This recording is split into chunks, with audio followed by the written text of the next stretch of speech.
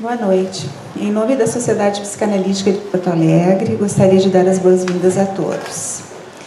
O Café Literário da Psicanalítica é uma atividade que tem como objetivo compartilhar literatura, psicanálise e cultura com a comunidade. Esse encontro ocorre toda segunda terça-feira do mês, às 19h30. E hoje iremos conversar sobre o livro Morangos Mofados, de Caio Fernando Abreu. Para enriquecer nossa discussão dessa noite, contamos com a presença de nossos convidados, professora Márcia Ivana de Lime Silva, professora titular do Instituto de Letras da URGS, e Emílio Saali, psicanalista da SPPA. Cada um terá 20 minutos para explanar suas considerações sobre a obra e depois abriremos a discussão para o público. Com a palavra, a professora Márcia. Então, uma boa noite a todos. É um prazer estar aqui. Muito obrigada pelo convite, pela oportunidade. É sempre muito bom falar de literatura e principalmente de Caio Fernando Abreu, né? Que nos deixa muito desconcertados. Assim, eu fico impressionada assim, com a atualidade do Caio, desconcertantemente atual. Eu entreguei a vocês uma pequena montagem com uma mini biografia do Caio e com a estrutura do livro de contos, tá? Então, eu vou rapidamente assim, né, tentar mostrar para vocês algumas características gerais do livro de contos e depois eu vou pontuar algumas coisas em 3 contos, tá? Então, na biografia, né, o Caio, o ano passado foram as comemorações de 70 anos do Caio, foi muito bem comemorado, né? Ele teve uma trajetória bastante interessante. Ele sai de Santiago, aqui, né, do interior do Rio Grande do Sul, Santiago do Boqueirão, vem para Porto Alegre estudar o antigo ginásio no IPA e aí nunca mais volta para Santiago, né? Fica um tempo em Porto Alegre, começa o curso de letras. Ele, na verdade, ele começou vários cursos de graduação, nunca terminou nenhum. E aí ele faz parte da primeiríssima geração da revista Veja. Quando a revista Veja é montada, fazem uma seleção no Brasil e ele faz parte dessa primeiríssima seleção. Aí ele sai de Porto Alegre e depois ele só volta para Porto Alegre, na verdade, no final da vida, quando já portador de HIV, né, o Porto Seguro. Buscar o Porto Seguro da família. Nesse meio tempo ele morou em São Paulo, morou no Rio, morou na Europa, voltou para o Brasil, morou no Rio, morou em São Paulo de novo. Enfim, ele sempre foi um errático, mas sempre escreveu literatura o tempo todo, né? Desde os tempos de juventude, o seu primeiro romance, O Limite Branco, já mostra lá a potencialidade e a força do Caio. E ele é muito influenciado por essa narrativa intimista, né? A gente tem a grande escritora brasileira, a Clarice Lispector, que seria, né, a grande referência da narrativa intimista e referência do Caio também. E o Caio vai publicar seus primeiros livros, né? O primeiro romance, O Limite Branco, e depois 2 livros de contos, muito colado à Clarice. Quando ele chega no Morangos Mofados, ele já está um pouco mais maduro, digamos assim.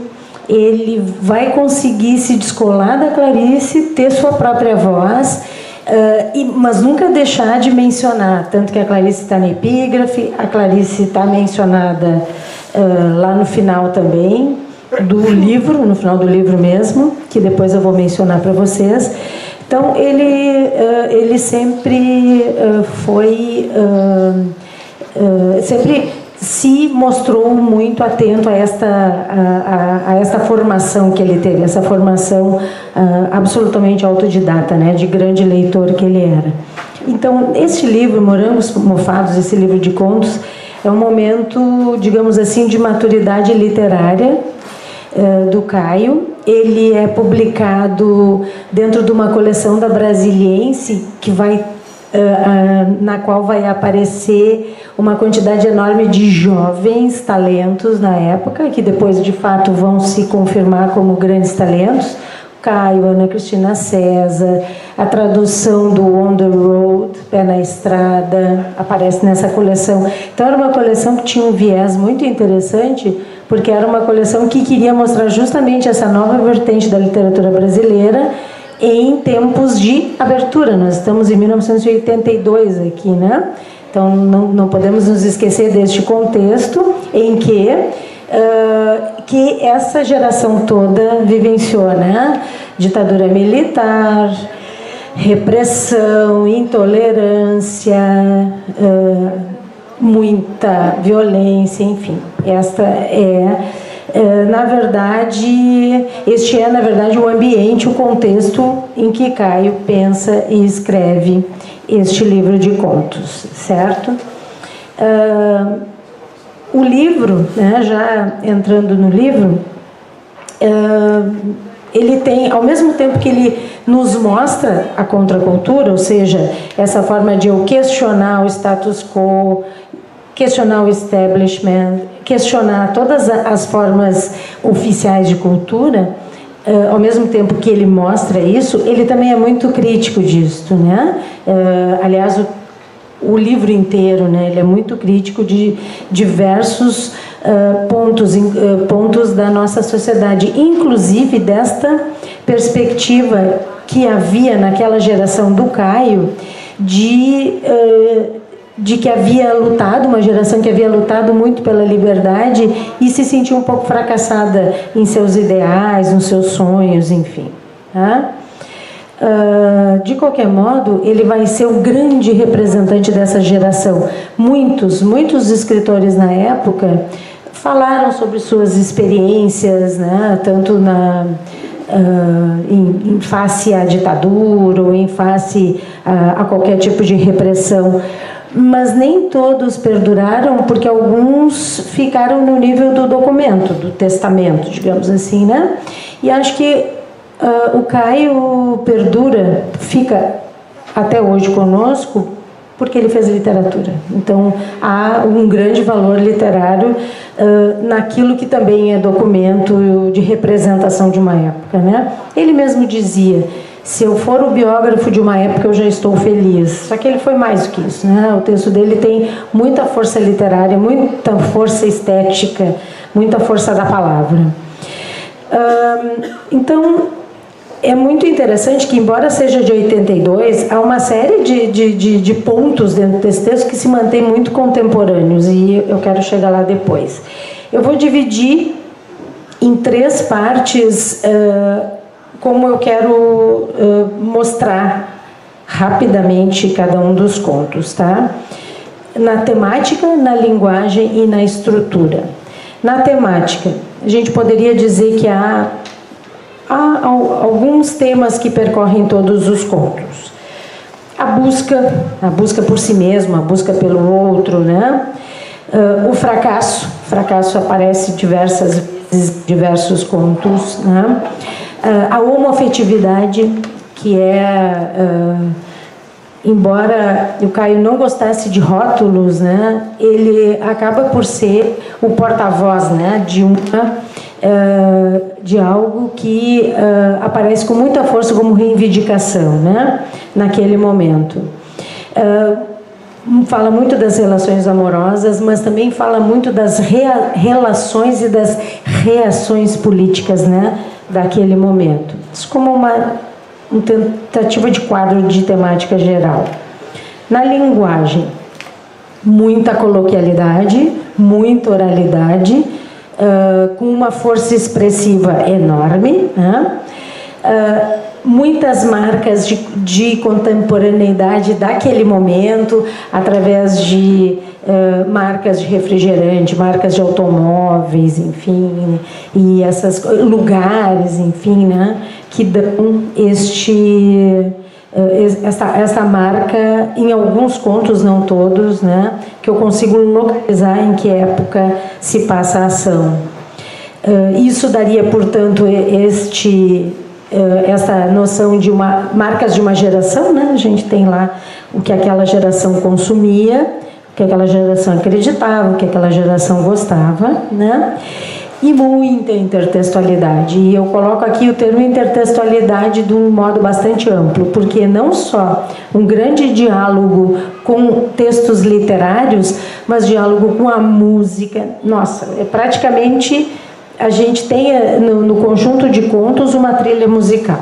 Tá? Então, muita intertextualidade com textos literários, mas com a música também, com filmes, com o que vocês puderem imaginar da cultura que pode fazer parte de um universo narrativo, está lá. Tá? E essa linguagem, ela é fortemente marcada por lirismo. Né? Alguns contos são prosa poética pura, né?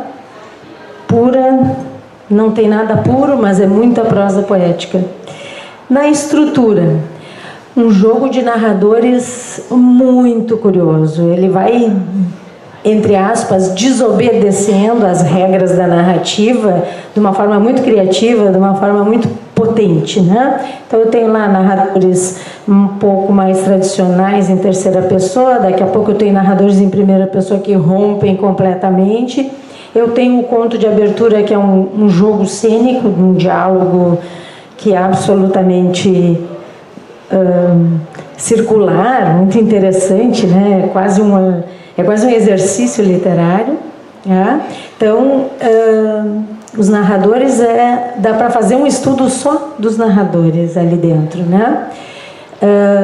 A fragmentação ela está não só na fragmentação das cenas, como na fragmentação da linguagem, desestruturação daquilo que a gente poderia chamar de uma prosa mais tradicional, que respeitaria as regras gramaticais. Ele rompe com isso, né? Então eu tenho uma fragmentação que se dá no mínimo 2 níveis, né? Na linguagem e nas cenas, que na verdade conversa com a fragmentação do sujeito que está lá na temática. Fluxo de consciência, né? Que já tinha sido inventado lá pelo James Joyce e que entra com força nessa narrativa intimista, portanto muita introspecção, né? Essa introspecção conversa muito fortemente com aquele lirismo, com aquela prosa poética que eu havia chamado a atenção como marca da linguagem, né? Os contos são de grande reflexão crítica, né? Apontam para o humanismo, né? Nos conflitos existenciais mesmo, assim, né? O homem diante das grandes questões, né? Do ser ou não ser, do problema identitário muito forte de ser homem, de ser mulher, de ser homoafetivo, numa sociedade que está tentando se construir, tentando se entender, né? Nesse aspecto há uma grande discussão do homem na sociedade, né? Como agir em sociedade, o processo de marginalização e de tentativa de saída dessa marginalização, né? E sempre um questionamento do eu e do outro, né? O eu e o outro estão sempre ali, certo? Bom, aí agora deem uma olhadinha naquela estrutura. Isso eu fiz um apanhado bem geral mesmo. Deem uma olhadinha na estrutura do livro de contos, tá? O livro de contos, ele é dividido em 3 partes, certo? Que estão ali em negrito, né? O mofo, os morangos, e a última parte se constitui como um conto bastante grande, subdividido, mas é sozinho, Morangos Mofados, que dá título ao livro, tá? A gente poderia ler da seguinte forma essa estruturação em 3 partes. A primeira parte, o mofo, estaria ligada à desilusão e à frustração. É o homem diante daquilo que não deu certo, né? A desilusão e a frustração de ter tentado e não ter conseguido. A segunda parte, os morangos, já aponta para uma mudança, já tem um tom um pouco mais positivo.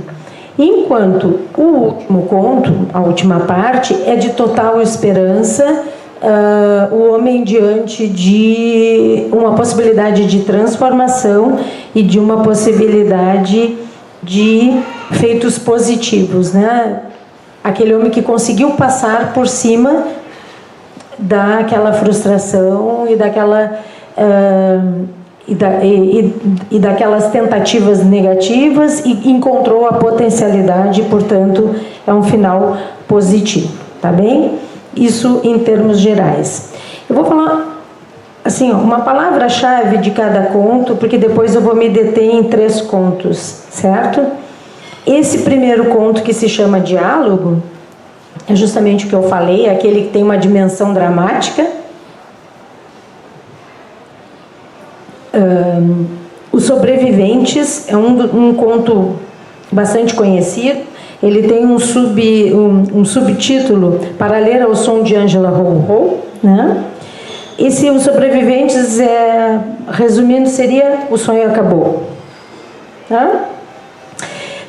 O Dia em que Urano Entrou em Escorpião tem um subtítulo, Velha História Colorida. A gente poderia dizer que é a falência das utopias, né? Pela Passagem de uma Grande Dor, subtítulo Ao Som de Erik Satie. É um diálogo ao telefone e essa tentativa de mostrar a incomunicabilidade entre as pessoas, né? Além do ponto, de novo uma impossibilidade, agora a impossibilidade do eu e do outro, né? O desencontro sempre, está sempre além do ponto, né? Os Companheiros, uma história, subtítulo Uma História Embaçada, personagens com tédio absoluto, com tormentos e uma alegoria dos morcegos que é muito interessante. Eu estou só dando umas pistas assim para vocês lerem, tá? A ideia é essa. Terça-feira Gorda eu não vou falar agora, porque vai ser um dos que eu vou usar na minha discussão. Eu, tu, ele, homoerotismo versus identidade, né? Luz e sombra, é uma pergunta final, o que é aquele ambiente? É uma prisão, é uma clínica, é uma casa muito bem fechada, o que é aquilo ali, né? Os morangos, né? Essa ideia de mudança. Transformações, subtítulo Uma Fábula, eu versus o outro, né? O Sargento Garcia, que também ficou meio famoso, até tem uma adaptação fílmica, a descoberta da identidade sexual, né? Fotografias é um conto muito interessante, são 2 moças, a Gladys e a Liege, embora sejam muito diferentes fisicamente, elas sonham com a chegada do príncipe encantado, olha só. Pera, Uva, Maçã é um psicanalista contando a sua sessão de psicanálise com uma paciente, esse é legal, o ambiente aqui é propício para esse conto. Natureza Viva, essa dificuldade de expressão. Caixinha de Música é um conto muito contundente, é sobre feminicídio. Eu podia dar um spoiler? Posso, né? Feminicídio.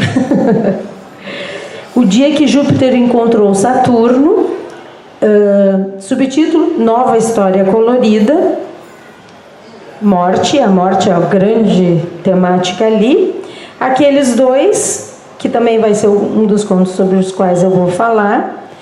E o Morangos Mofados são os 3 agora que eu vou me deter mais, que são Terça-feira Gorda, Aqueles Dois e Morangos Mofados. E eu vou pegar o eixo da intolerância, né? Porque eu quero ver esses 3 contos atravessados pela ideia, pelo eixo da intolerância, tá? Terça-feira Gorda, que está no primeiro, aquele da desilusão e da frustração, né? É um conto que narra a história de 2 homens que se encontram num baile de carnaval, né? É um baile de carnaval num clube à beira de uma praia. Isso é importante. E a temática central seria essas relações homoeróticas e muito explicitamente claramente, não há nenhum tipo de subentendido, é bastante explícito, assim como o consumo de drogas, é tudo muito explícito, né? Ao lado dessa erotização que existe, né, dos dois, o conto é contado por um dos participantes, né? É um conto, portanto, em primeira pessoa. É muito forte a erotização do conto, como ele vê o outro, né? E é muito forte também a agressividade final. Então é um contraste muito importante de a gente olhar, né? Importante que as personagens não têm nomes. Aliás, é uma marca dessa primeira parte.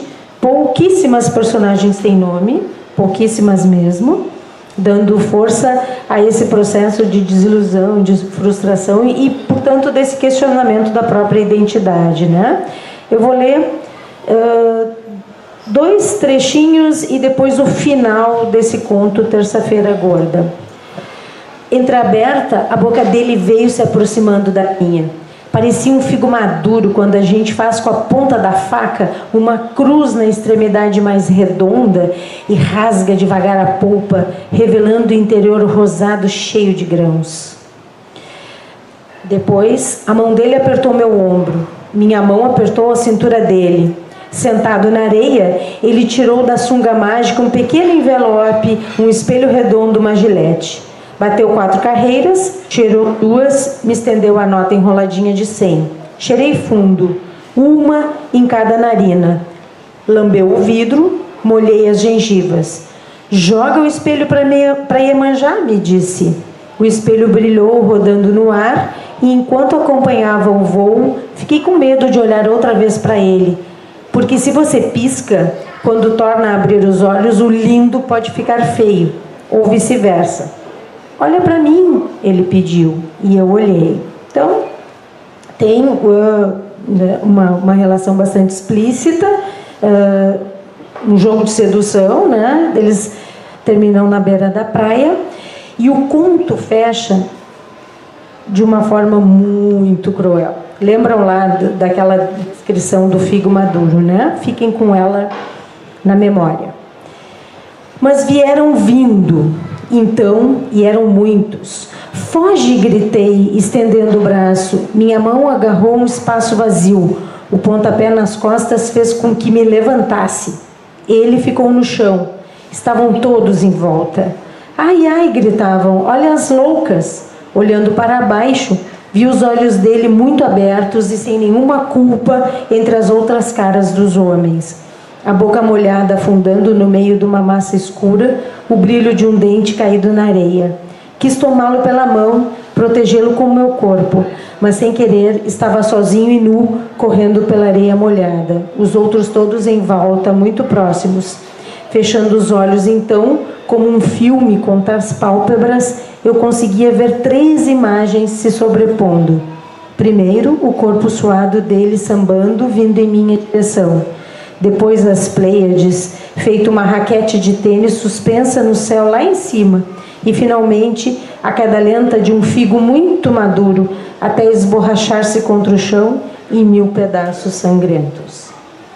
E assim fecha o conto. Então, chamando a atenção para essa intolerância que chega na agressão física. Tá? O outro conto, aqueles 2, né? Que talvez seja conhecido de vocês também, que é o Raul e o Saul, que trabalham numa repartição, e eles têm gostos em comum de filmes, música, se aproximam, ficam amigos, aí começam os comentários na repartição, enfim, né? E eles, todo mundo começa a falar mal deles, né? Porque eles estavam sempre muito juntos. Em algum ponto do conto eram 2 moços sozinhos, Raul viera do norte, Saul do sul. Aí vocês vejam, né, o jogo lírico que tem os contos. E no final eles ficam cada vez mais próximos e começa a haver uma série de comentários, né? E um dia, depois, em janeiro, depois das festividades de 1º de ano, o chefe chama e diz, né? Fazia muito calor. Suarento, o chefe foi direto ao assunto. Tinha recebido algumas cartas anônimas. Recusou-se a mostrá-las. Pálidos, os dois ouviram expressões como relação anormal e ostensiva, desavergonhada aberração, comportamento doentio, psicologia deformada, sempre assinadas por um atento guardião da moral. Aí, né, eles são mandados embora e o final do conto é: mas quando saíram pela porta daquele prédio grande e antigo, uma clínica psiquiátrica ou uma penitenciária, vistos de cima pelos colegas todos nas janelas, a camisa branca de um e a azul do outro, estavam ainda mais altos, mais altivos. Demoraram alguns minutos na frente do edifício. Depois apanharam o mesmo táxi. Raul abrindo a porta para que Saul entrasse. Ai, ai, alguém gritou da janela, mas eles não ouviram. O táxi já tinha dobrado a esquina.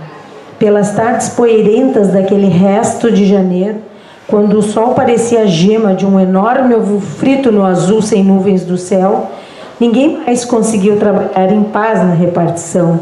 Quase todo dentro tinham a nítida sensação de que seriam infelizes para sempre. E foram. Então vejam, aqui a gente tem a intolerância afetiva, né? A intolerância moral, que leva os dois a serem demitidos. Mas vejam, a gente já está na parte morangos, né? De mudança, de uma certa esperança, tá? Ninguém apanhou. Agora, rapidamente, vou falar sobre o Morangos Mofados, né? Que é o conto final, que tem uma estrutura musical, é muito interessante. É um jovem jornalista de 35 anos que acha que tem uma náusea constante, vomita muito, com gosto de morango mofado na boca, vai ao médico e o médico diz: tá ótimo, não tem problema nenhum. E ele diz: não, mas eu tenho câncer na alma, né? A minha alma deve estar com câncer. Então ele tem essa insatisfação completa o tempo todo, até que ele resolve fazer uma viagem, passear. E essa viagem é uma viagem transformadora. E ele volta dessa viagem, eu vou ser bem rápida aqui, e ele volta dessa viagem transformado, e aqui esse final é uma nota de esperança, que é este, digamos assim, esse movimento, né, que o livro de contos faz, da desilusão para a esperança. O fechamento é do conto e do livro, né? O sol estava nascendo. Poderia talvez ser internado no próximo minuto, mas era realmente um pouco assim como se ouvisse as notas iniciais de A Sagração da Primavera. O gosto mofado de morangos tinha desaparecido, como uma dor de cabeça, de repente. Tinha 5 anos mais que 30. Estava na metade, supondo que 70 fosse sua conta. Mas era um homem recém-nascido, quando voltou-se devagar, num giro de 180 graus sobre os próprios pés, para deslizar as costas pela sacada, até ficar de joelhos sobre os ladrilhos escuros, as mãos postas sobre o sexo. Abriu os dedos, absolutamente calmo, absolutamente claro, absolutamente só, enquanto considerava atento, observando os canteiros de cimento. Será possível plantar morangos aqui? Ou se não aqui, procurar algum lugar em outro lugar? Frescos morangos vivos vermelhos. Achava que sim, sim. Fechamento do livro, né? Então, uma referência à Hora da Estrela, que é a epígrafe. Então, só para concluir, né? O livro nos traz, então, essa estrutura, né? De desilusão, mudança e esperança, né? Num movimento de diminuição da intolerância, né? Como se o Caio enxergasse naquele momento um processo de evolução e um processo civilizatório da nossa sociedade. esse processo civilizatório seria tanto humano, quanto social, quanto político, né? Então era isso que ele enxergava lá em 1982. Aí eu fecho com a pergunta: será que evoluímos? Obrigada, Márcia, por passar para mim.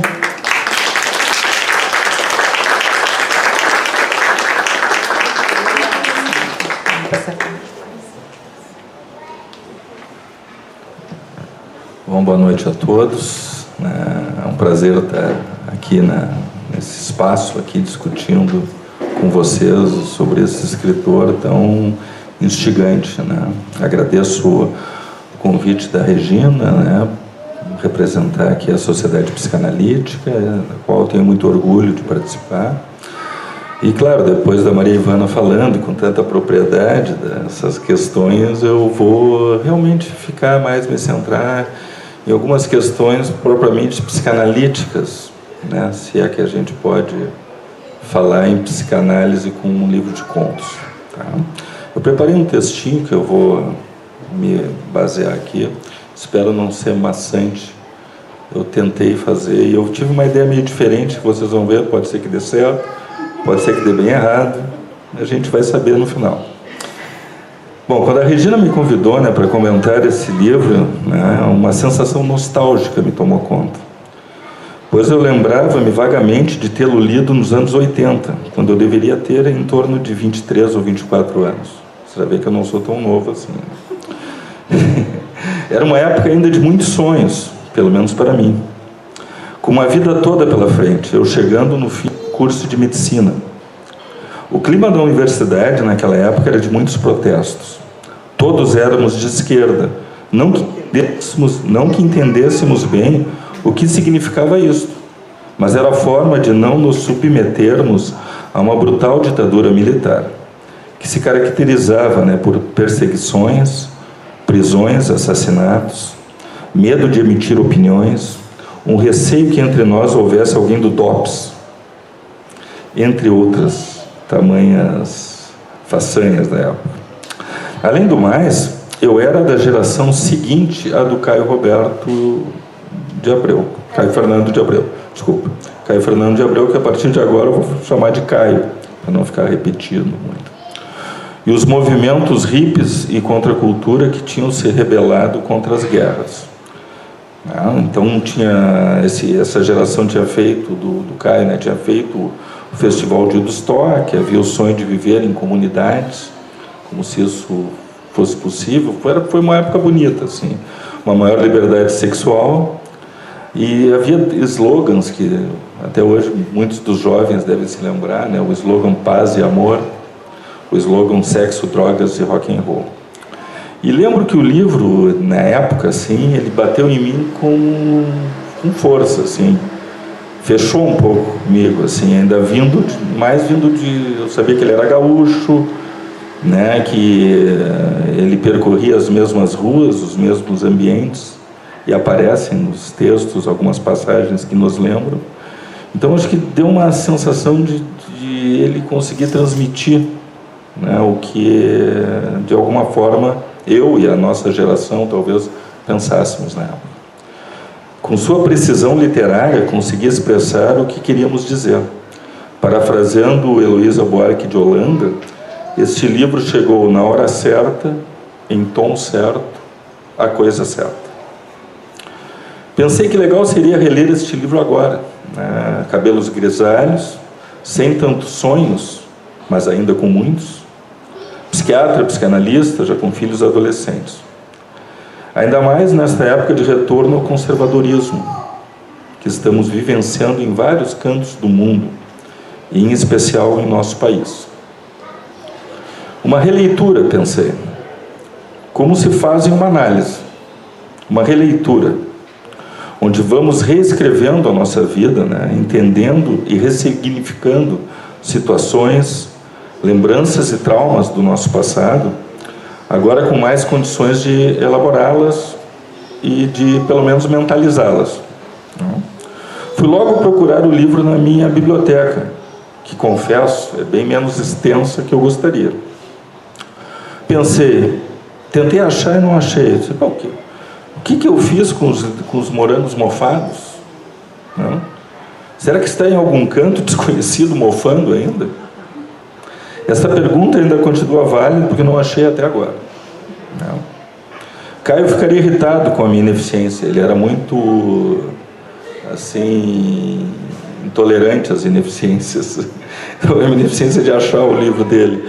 Mas pensei que talvez ele me perdoasse, pois eu ainda o guardara dentro de mim. Por sorte, tinha uma amiga, que até é amiga da Maria Ivana, Luciane Simões, que havia sido mais eficiente e organizada do que eu e que gentilmente me emprestou o livro. Né?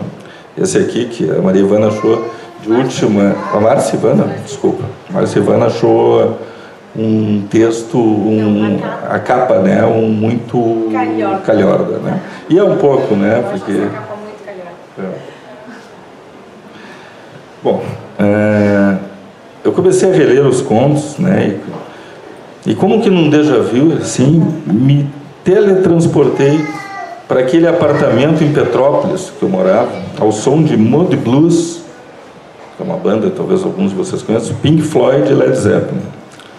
Caio, né, já nos recebe com o diálogo, esse conto que a Márcia colocou, um conto que deixaria alguns pacientes psicóticos com inveja de não terem tido a mesma capacidade de retratar com toda a amplitude os seus estados confusionais. É um texto assim que a gente fica meio confuso, quem é eu, quem é tu. Mas é na beleza inteligente dessa confusão que o autor já nos mostra toda a sua capacidade. As fronteiras entre a realidade e a fantasia, entre o consciente e o inconsciente, entre o mundo externo e o mundo interno, entre o eu e o outro. Então, ele já nos pega assim. Mas é em Sobreviventes, que é o segundo conto, que me deparo com a primeira impressão que tive de um texto do Caio. Né? Eu coloquei no Spotify Amor, Meu Grande Amor, conforme ele sugere, da Angela Rorô, e sorvi uma narrativa densa, profunda, vindo da alma, poupando palavras para descrever tanto conteúdo. Aquela linguagem precisa que caracteriza esse autor, sem lero-lero e descrições intermináveis do ambiente. Só o que de fato interessa está no texto. Não que Caio não seja capaz de descrever bem um ambiente. Como ele mesmo diz, o cinema é a maior forma de arte que mais é capaz de fotografar o real com verossimilhança. Quando eu escrevo, às vezes eu uso um processo que é de cinema, que é de procurar locações para os textos. Ele diz isso, né, tanto numa entrevista como... Quando a gente escreve, é muito bom imaginar onde é que está a câmera. Eu achei bem interessante essa ideia, como se fosse uma câmera, assim, e a gente vai descrevendo e onde é que os vários ângulos, né, que tem do... Mas o que quero enfatizar aqui é que a leitura deste livro é uma leitura difícil, pelo menos para mim, né? Onde cada frase representa um parágrafo. Como deve ser um psicanalista em suas interpretações? Não parágrafos longos, muitas vezes teóricos e estéreis, mas as frases curtas, densas, que causam um maior impacto emocional, que toquem a alma e não apenas a cognição. E Caio faz assim, nos toca na alma, nos toca no coração. Para cada conto deste pequeno grande livro, haveria uma infinidade, né, de pontos que poderiam ser explorados. A astrologia, a homoafetividade, as relações, as drogas, a contracultura, a ditadura militar, a sensação de vazio e impotência, o imponderável, o idealizado, o desejo, o amor, o medo, a angústia, a solidão, sem falar da própria biografia de Caio, que ele tem uma trajetória bem interessante, suas entrevistas, a questão da AIDS, entre tantos outros pontos assim que realmente daria para a gente ficar bastante tempo aqui falando. Mas por força desse mesmo tempo pequeno, né, eu vou deter-me apenas num aspecto deste vasto todo. A caixinha de música. Vai ser nisso que eu vou falar hoje. A caixinha de música é um conto que está aqui, né? É um conto desses tantos contos aqui. Então, a partir desse conto, eu vou tentar demonstrar como funciona a mente de um analista em sessão. Tá? Que não é muito diferente do que a mente de um leitor de um livro, enfatizando os aspectos simbólicos e de figurabilidade, necessário para tentarmos conectar com os aspectos mais profundos da mente do paciente ou do autor. Em seu conto, né, depois tem um outro conto que é Pera, Uva ou Maçã, o Caio sozinho já desenvolve com extrema agudeza e sensibilidade isso que eu vou tentar passar para vocês. Ele mesmo ali, ele é um psicanalista ali no detalhe da coisa, que é muito interessante. Mas se eu fosse falar sobre esse conto, eu não teria o que falar, porque ele está falando tudo ali, eu ficaria meio chovendo molhado. Então, eu fiz a minha parte aqui e espero que vocês gostem, né? Porque como é uma função da análise, tá? Assim, a gente é uma coisa meio associativa, uma coisa que a gente fica num estado, em psicanálise, que a gente chama de atenção flutuante, onde a gente está na questão do que está sendo dito e a gente não está. A gente está ali, mas a gente não está ali. A gente está ali e a gente está em outro lugar, e essa mudança de planos que talvez nos permita fazer uma conexão maior com o que o inconsciente do paciente está nos trazendo. Bom, no conto Caixinha de Música, Caio inicia o texto nos deixando com a sensação de quem começa a ver um filme no meio. Não sabemos ainda bem do que se trata. Ele diz assim: como se estivesse com a cabeça inteira dentro d'água e alguém começasse a tocar realejo na beira do rio. Pequenas bolhas de som explodiam sem choque contra seus ouvidos, nota após nota, até formar-se também por dentro aquela melodia tão remota e lenta que parecia não vir mais da margem, mas de dentro. Tá? Esse é o texto. Então, qual foi as minhas associações aqui, né? Numa sessão de análise é justamente o que acontece. Nos fazemos a pergunta: o que o paciente está falando? Às vezes a gente se pega assim, o paciente começa, a gente não tem necessariamente um início. Quem está aí, né? Porque é outra frase que até o Juarez trouxe na nossa última reunião, né? A gente nunca sabe quem está aí mesmo, né? A gente não sabe quem é aquele momento daquele paciente. Sempre tem o lado da surpresa, né? Não que a gente não sabe quem é o paciente, é óbvio, mas qual o paciente metafórico, né? Ou qual a parte do paciente que está hoje mais em evidência.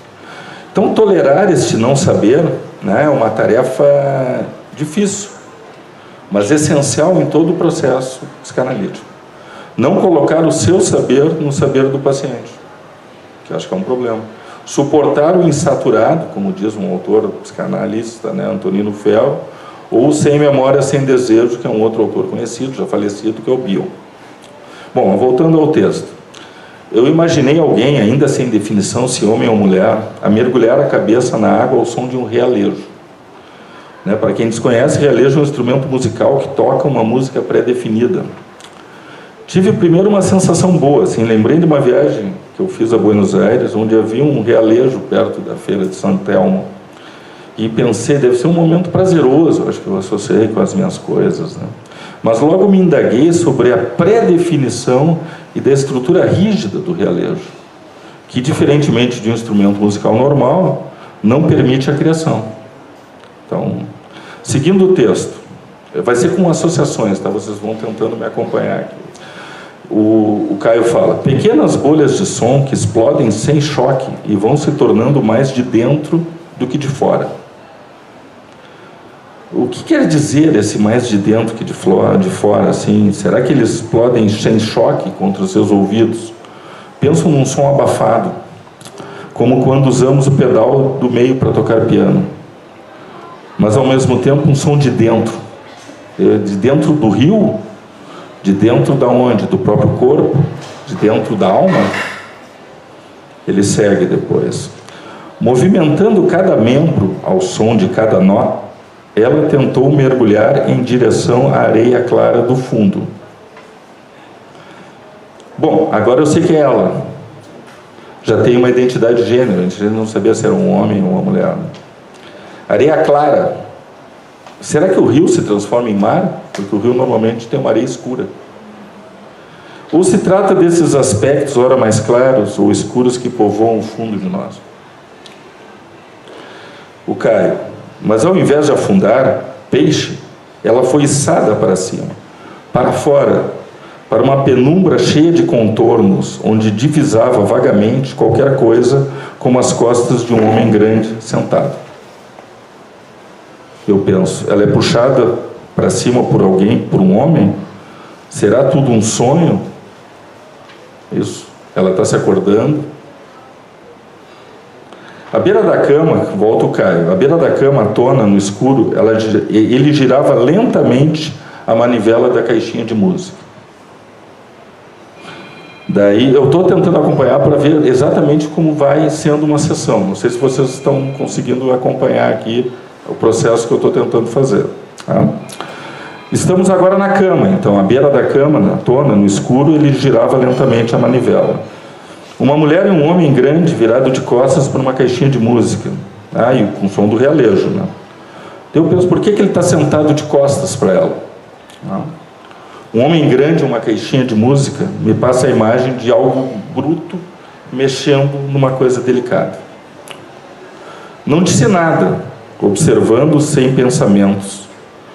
Ela, né, no caso, não diz nada para ele, fica observando girar muitas vezes a manivela, às vezes acelerando, outras diminuindo, fazendo a melodia correr.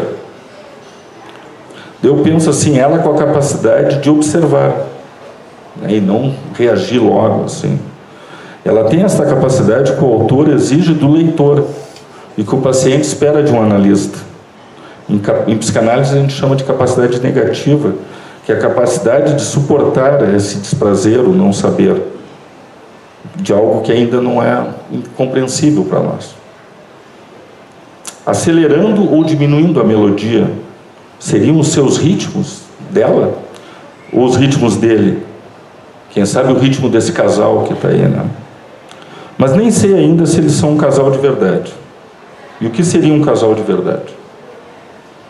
Tolero não saber e deixo a melodia correr. Ela apoia, volta o Caio, ela apoia o busto contra a guarda da cama e perguntou em voz baixa o que tinha acontecido para ele. Em voz baixa, ela continua cuidadosa. O busto contra a guarda, algo de sensual. Né? O que está acontecendo? Era um homem grande, diz o Caio. Um homem quieto e sem camisa. Nas mãos, uma caixa pequena. Novamente o tema do bruto delicado. Um homem parado, quase estátua. Será uma parte dele essa estátua? Ou dela própria? Estátua me dá uma ideia de frieza, além de mobilidade. Quarto escuro, lembro do fundo escuro que deveria ser do rio. Mas ele era claro. De qual parte escura estaria se falando? Ela diz assim, como se espiasse pela janela do próprio quarto, vi um homem sentado à beira da cama e uma mulher deitada, cabeça ereta, tensa e imóvel, para sempre à espera de algo que não acontecia. Eu penso que seria só a capacidade dela, né, de se autoanalisar, de se olhar de um outro ângulo, de fora. Ela pergunta para ele, o que houve? Foi um pesadelo?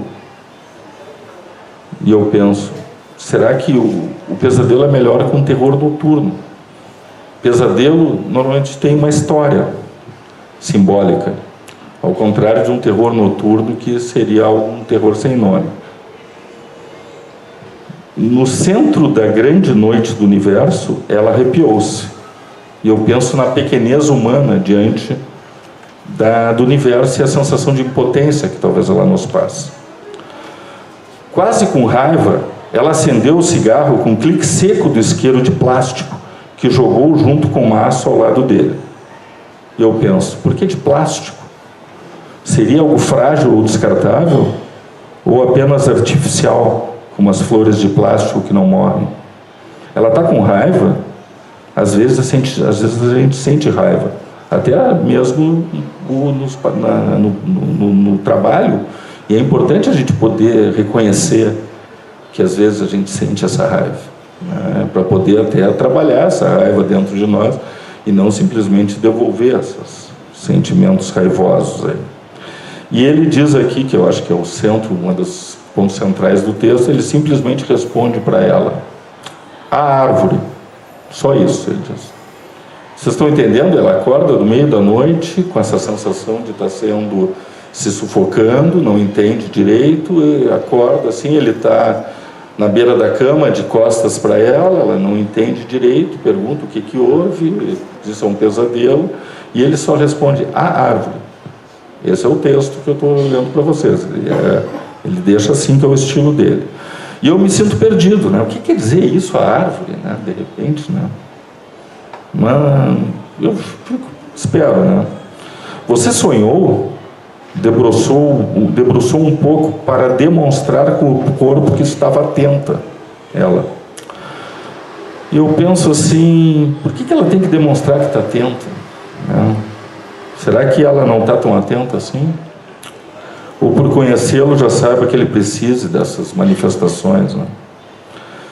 Falava sem vê-la, olhando através dela. Penso num olhar dele longe, melancólico, embotado. O esquizofrênico tem esse olhar que perspassa. E ele diz para ela: que importa? Né? A manivela roçou o plástico, soltando uma nota brusca que ficou ressoando no ar. Eu digo: pô, tem algo ressoando no ar. Por que parou a caixinha de música? Ele parecia irritado com ela. E ele diz: acordei pensando nessa árvore. Falava devagar, sem irritação.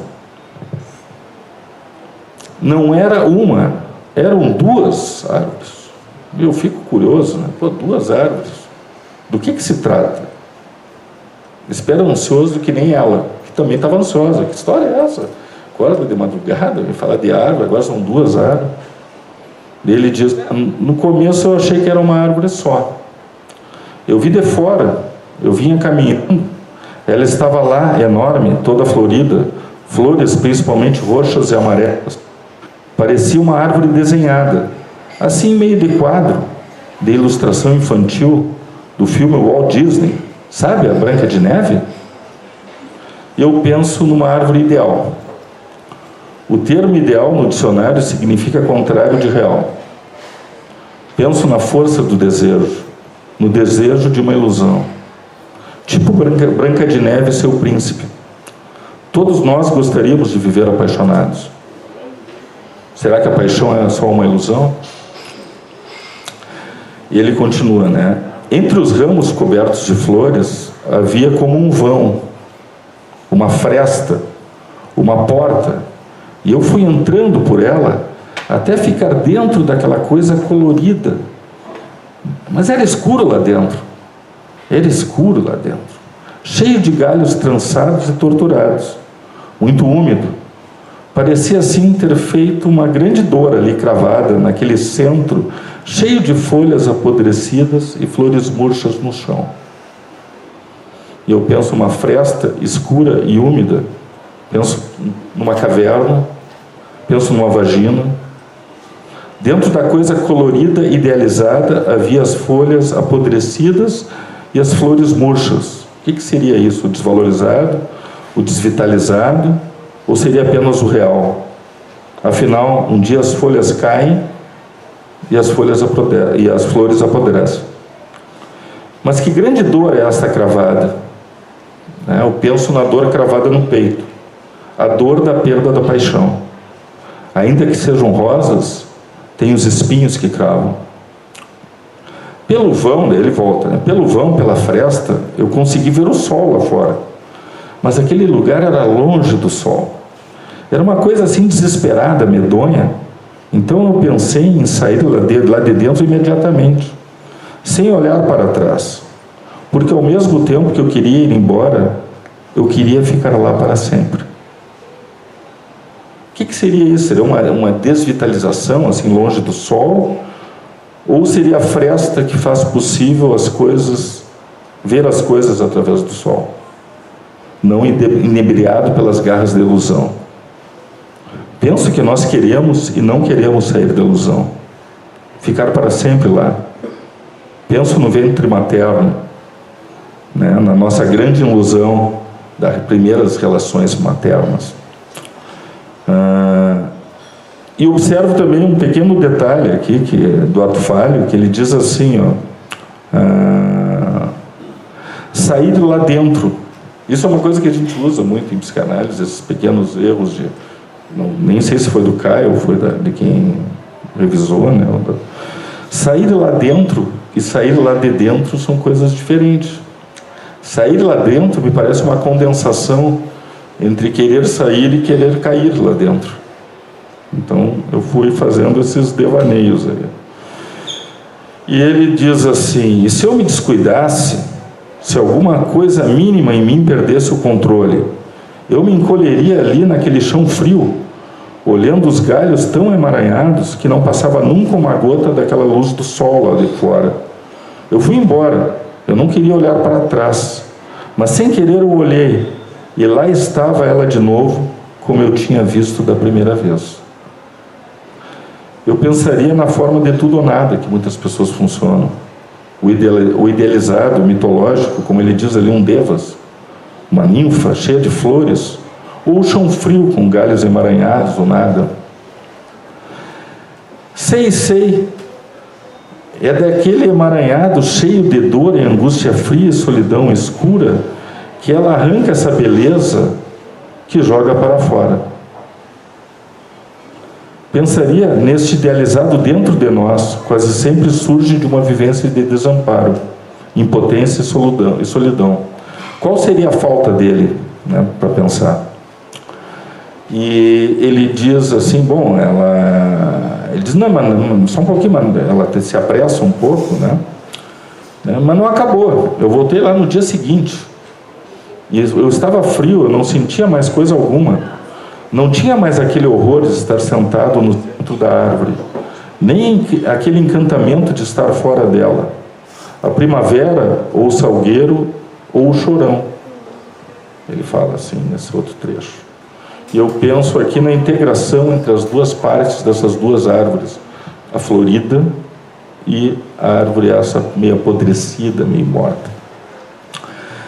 Ele traz daí o poema da Cecília Meirelles, que é bem interessante, né? Levai-me por onde quiserdes, aprendi com as primaveras a deixar-me cortar e a voltar sempre inteira. E eu penso em liberdade e força nesse poema da Cecília, mas também num sentimento de indestrutividade, que dá a entender assim, qualquer coisa que me façam, nada vai me afetar. E, bom, tem uma cena erótica até bem como aos moldes do Caio, que nos projeta, a gente fica quase assistindo a cena, assim. Só que ele corta, de repente, assim, não quero. E daí ele diz assim, descobri que não era um caso de amor, essas árvores. O salgueiro, essa árvore mais que não era tão florida, estava seco, morto. A primavera, essa outra árvore que era florida, tinha assassinado ele. A vitória da vaidade dela às custas da vida dele. Uma vitória louca, uma vitória doente. Não era um caso de amor.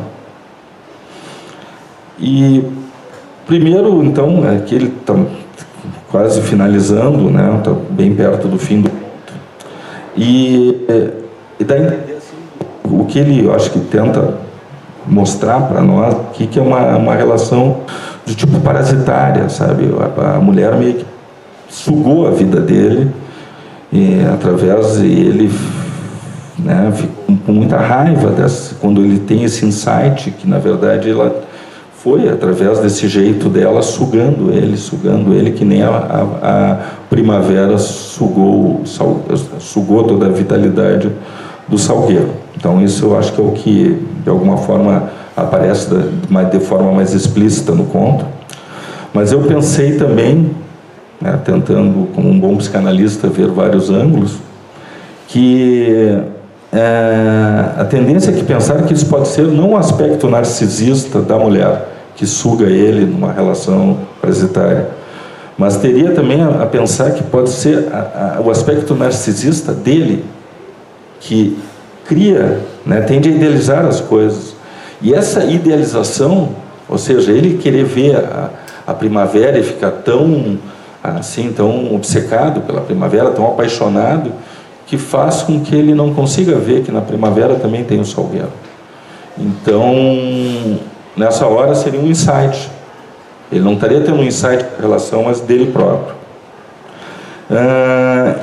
Então, isso aí significa o quê? Mas um amor narcísico poderia sufocar um amor objetal, né? Uma imagem ilusória em detrimento de um amor que reconhece as diferenças e reconhece o outro. Ele termina o conto estrangulando a mulher. É o feminicídio, com um sorriso iluminado. E eu penso, será que ele está matando a mulher ou o seu próprio amor narcísico? Abrindo um sorriso que ilumina, que clareia, que abre a possibilidade para um amor mais verdadeiro e objetal. Então é isso, eu acho que essa análise de um conto, que nem análise de um como é mais ou menos as sessões de análise. Você pode ver que não é muito, é um pouco louco assim, mas é mais ou menos como a coisa acontece na sessão. A gente vai vendo várias coisas, vão pululando na nossa cabeça, e a gente vai imaginando, a gente vai vendo. Eu tentei aqui com vocês fazer mais ou menos uma reprodução que o Caio depois faz muito bem no conto esse, que é Pera, Uva e Maçã, né? Ele faz muito bem isso também, esse jogo de detalhes, porque as coisas importantes se dão nos detalhes. Eu agradeço, então. Obrigada, Emílio. Obrigada, Márcia. Vou passar agora, então, a discussão. Palavra para vocês.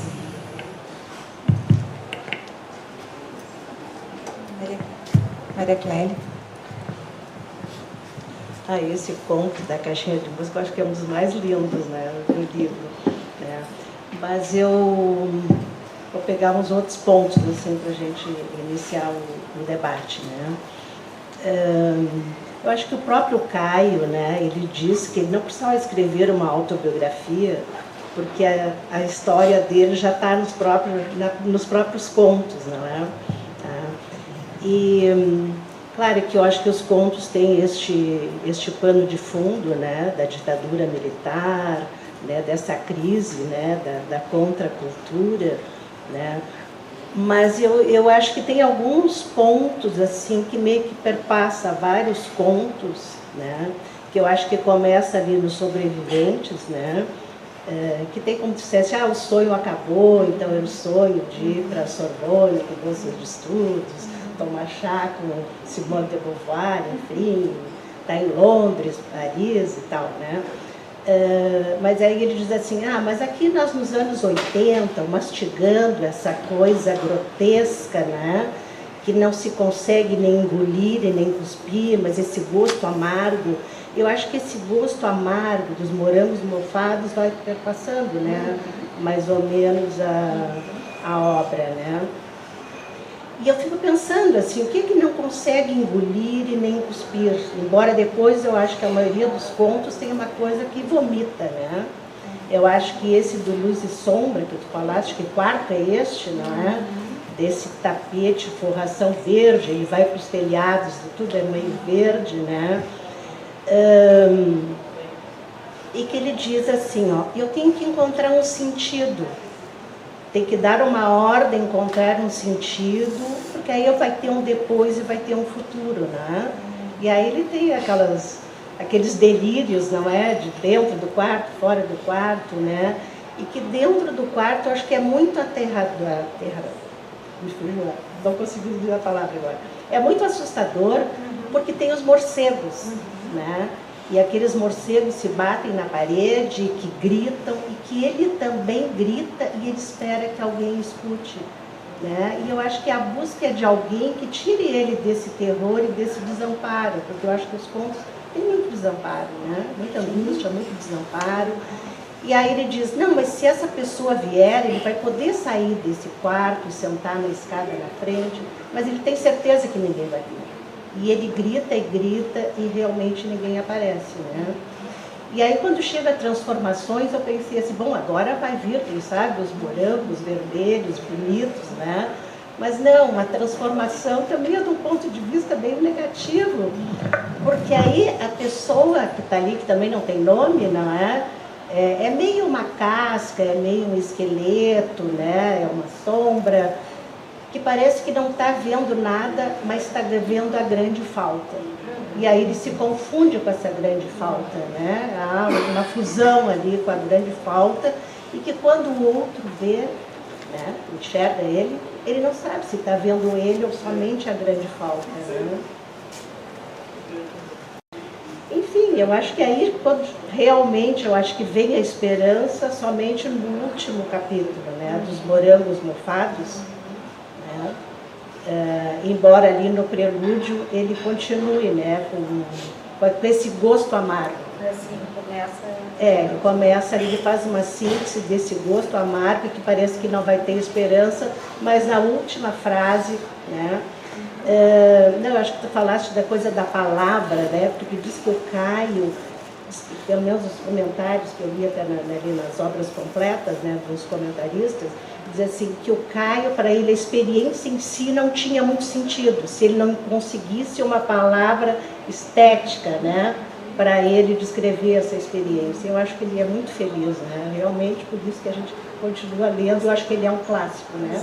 Como tu disseste, não é só uma história que ele está contando, né? Tem uma beleza, tem literatura. Tem força estética, Isso, né? exatamente. Ele consegue ser biógrafo de uma geração, ele traz a experiência, ele consegue ser biógrafo de uma geração, ele traz a experiência daquela geração, a gente encontra marcas de uma época, mas tudo com a força da palavra, né? Com um trabalho estético. Por isso que ele fica como literatura e não como testemunho, por exemplo, como é lá, o que é isso, companheiro, enfim, né? Mas eu continuo achando que ele tem um movimento de esperança, assim, que ele começa, né? A ideia inicial é uma ideia de desilusão e ele vai progredindo nisso, como se ele enxergasse a sociedade melhorando, evoluindo, né? Era o que ele enxergava naquele momento, e eu acho que ele enxergava bem, eu acho que é uma representação muito, muito boa daquele momento, né?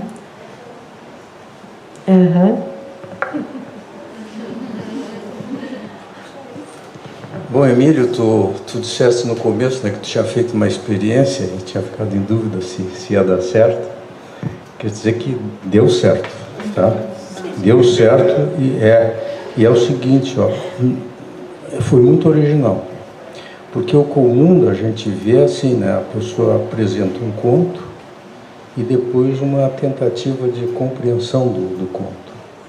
E tu fizeste algo assim, né? Tu foste nos apresentando o conto com toda a intensidade e maestria de escrita que ele tem, mas simultaneamente a tua emoção ao ler o conto, os teus pensamentos. Então fica muito impactante, porque a gente faz um paralelo entre a estrutura do conto e as emoções que ele vai despertando no leitor, né? E isso foi muito original e muito bem feito, sabe? Legal. E uma coisa que eu pensei também, eu tenho um grupo de escrita em psicanálise onde a gente tenta diminuir essas barreiras que existem entre escrita literária e escrita científica psicanalítica. E a gente faz alguns exercícios e tal. E uma vez a gente leu uma carta do Caio Fernando Abreu para um amigo que queria se aconselhar com ele, que queria se tornar escritor. E queria... Era uma carta do José Márcio Pereira. E ele queria, assim, então, conselhos. E o Caio Fernando Abreu disse assim: olha, Fulano, eu começo te perguntando assim, tu queres escrever? Mas tu queres mesmo escrever? Porque quem quer escrever, né, lá pelas tantas, tem que enfiar o dedo na garganta e provocar o vômito que está e conseguir colocar isso para fora. Bom, a maneira como ele escreve, o que é o processo de escrita, chega a deixar a gente meio assim, eu sou covarde demais para ter tamanha entrega à literatura. As pessoas até mexem um pouco comigo, né? Porque eu publiquei uns livros de contos, aí não é escritor, eu digo, mas não sou escritor. Escritor é um camarada tipo o Caio Fernando Abreu, cuja a entrega da vida para a literatura. Então eu queria ouvir vocês sobre isso, se dá para sentir, eu acho que dá, né, nesse livro, essa entrega de uma vida ao fazer literário. Não é só uma questão de técnica, né? É uma questão de entrega pessoal, quase uma devoção à literatura, como a gente vê em algumas pessoas, como o Cortázar, como o Borges, né? Tem toda essa, enfim, essa coisa íntima e que está ali se derramando no texto. É isso. A parte mais biográfica, talvez você tenha até mais elementos para falar sobre ele. Primeiro, te agradecer, né, Juarez, obrigado. Segundo, que tu achou a experiência que deu certo, foi uma experiência inovadora, eu não sabia se ia dar ou não certo, eu nunca fiz esse tipo de coisa, confesso para vocês, ainda mais nesse público mais heterogêneo. Bom, mas agora falando um pouco, respondendo a tua colocação e também a tua da grande falta, o que eu pensei do Caio Fernando de Abreu é que ele escreve, né, como uma necessidade de escrever. Eu acho que ele não podia parar de escrever. E parece que ele não para mesmo. Eu vi algumas entrevistas, né, na época que ele já estava doente, e as pessoas falando que ele acordava e seguia escrevendo, ele seguia produzindo, né? Por mais que ele tenha tido um baque muito grande, como ele é humano, ele é uma pessoa muito sensível, por mais que a obra dele seja ficcional, né? Ele está o tempo todo na obra. Então é mais ou menos o que tu disseste, a gente tem condições de ver ele assim, né? Ele se mostra inteiro, verdadeiro, na coisa mais assim íntima. E essa intimidade, por vezes, até pode chegar a nos assustar, né? Tamanha, né? Porque ele nos impacta muito assim. E a capacidade que ele tem de, numa palavra, dizer exatamente uma série de coisas, aquilo que eu falei dessa capacidade é uma coisa que chama muita atenção nele, né? Eu acho muito difícil a pessoa conseguir escrever como ele escreve, né? Acho que não são muitos escritores que têm esse talento de conseguir botar, e a sensação que dá parece que ele ia fazendo isso que é o mais incrível, não é como se ele pensasse talvez tanto em cada frase, assim, parecia que era um talento dele. E claro que ele devia pensar bastante, né, para escrever, né, de rasuras e coisas. Mas ele dá a sensação que é uma coisa que vai indo, como se ele fosse soltando, como se fosse um vomitar, como se fosse vem uma catarse de coisa, e isso que eu acho que nos pega. Porque não fica, de novo, algo intelectual, cognitivo, fica algo sentido, algo vivo. É uma coisa que está ali, pulsante, a gente sente, a gente nos toca. Então é isso, na minha opinião. Vamos ver o que a Márcia. Sim, eu vou separar em duas partes. Primeiro falar nessa parte da escrita. Essa carta é lindíssima, né? Que ele fala que tu mesmo tem que pôr teu dedo na garganta, ninguém vem para botar o dedo na garganta, portanto tu tem que ter certeza disso, do gesto criativo, né? Uma certeza e uma necessidade. E sim, ele era muito cuidadoso, muito perfeccionista. Os manuscritos dele são muito cheios de rasuras. Então, essa ideia de que tudo parece que se estabelece a partir de um jogo criativo, na verdade, é trabalho duro para mostrar, para dar essa sensação, né, de fluxo de consciência, jogo criativo, enfim, a própria fragmentação das cenas, é tudo construído, é bastante trabalhado, né? isso é uma coisa, assim, do processo dele que é muito... E ele, de fato, escreveu a vida inteira.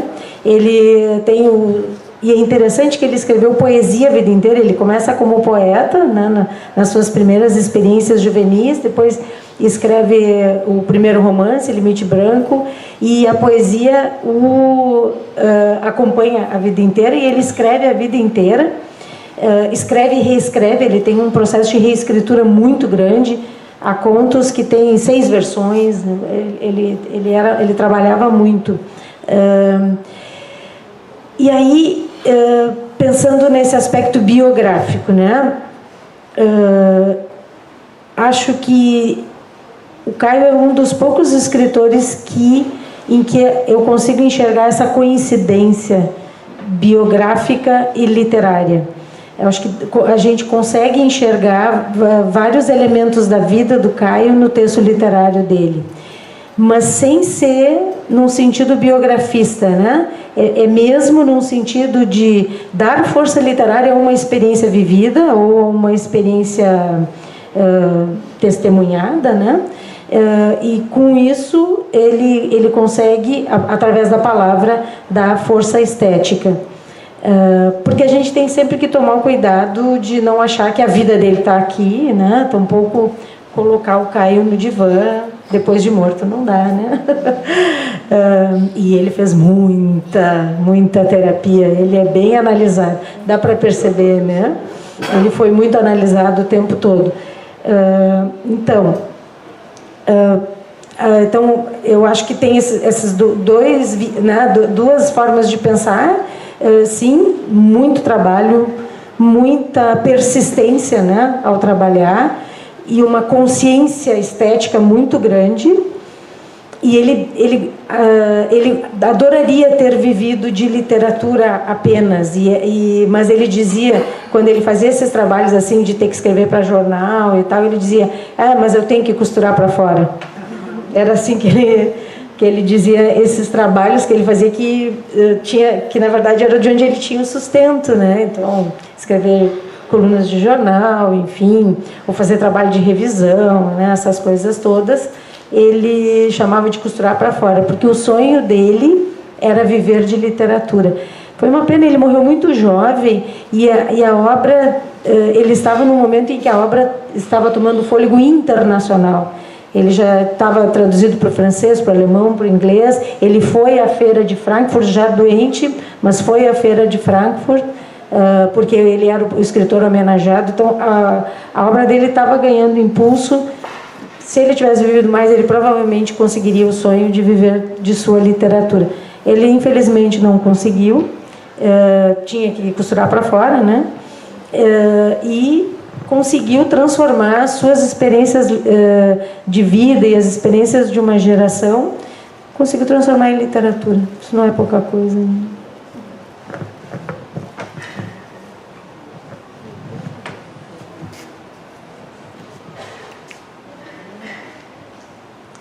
Mais alguém?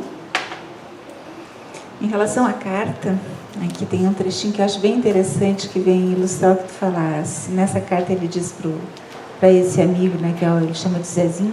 Meu Zezinho. Né? Ele diz assim, essa perguntinha, você quer mesmo escrever?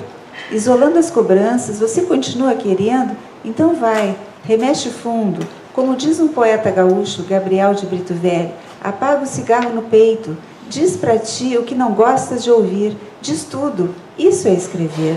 Tira sangue com as unhas, e não importa a forma, não importa a função social, nem nada, não importa que, a princípio, seja apenas uma espécie de autoexorcismo, mas tem que sangrar abundantemente. Você não está com medo dessa entrega? Porque dói, dói, dói. Eu acho que é isso, né? Todos eles dizem que dói. A Clarice diz que dói. O próprio me dizia, né? Se precisar vender a mãe, veja. Mas chama a atenção disso que a Márcia colocou, de como ele não conseguiu viver. Tem uma passagem que ele conta, me lembra num desses documentários dele, para a gente ter uma ideia, que ele está na Inglaterra, e naquela época ele tinha que lavar pratos, passava o dia todo lavando pratos. Ele fala de uma situação inusitada, que ele, a caminho desse restaurante, que ele passava o dia lavando pratos, havia uma livraria. E nessa livraria, o livro dele estava na estante como livros sugeridos pela livraria. Não sei se tu sabe mais detalhe. E ele ficava assim, ele ficava vendo lá o livro dele em Londres. Tanto é que depois em Frankfurt teve uma repercussão, assim, ele foi o que mais deu, parece, palestras e coisas. Então, pena que não deu para ele usufruir dessa capacidade tão ímpar. E por isso que a gente vai seguir falando, acho, no Caio muito tempo, porque ele mereceria não ter, ele mereceria ter tido mais, ele acabou. E o que eu penso é uma reflexão sobre a questão da arte no Brasil. O brasileiro não costuma remunerar a arte da forma correta, não só a literatura, a música. A gente cansa de ver, agora há pouco teve um festival gaúcho aqui, que eram 140 bandas, no Shopping Total, não sei se vocês chegaram a ver, uma seleção de 140 bandas, e ganhou uma banda, né? E daí tu vai ver o prêmio que é dado, pensa bem, entre 140 bandas, ser selecionado, ganhou o primeiro lugar, daí tu pensa que ganhou, não ganha muito, ganha algumas horas de estúdio. Tu passa numa seleção dessa de 140 bandas para ganhar algumas horas de estudo, é que não é bem valorizado do ponto de vista financeiro, né? E acabam muitas vezes tendo que costurar para fora, né, Márcio? Perdeu um tempo dele. Imagina se quanto mais ele teria escrito, se não precisasse ficar lavando os pratos. Todo dia ele passava das 8 da manhã às 5 da tarde lavando o prato. Imagina esse cérebro, tá certo que ele ficava pensando, né? O livro de crônicas dele, Pequenas Epifanias, é genial. Tem contos, tem crônicas que parecem contos, que a gente não sabe definir o que é aquilo de tão maravilhoso que é, de tão bem escrito, né? Então, realmente, assim, ele era bom para escrever mesmo, né? Então, isso faz diferença.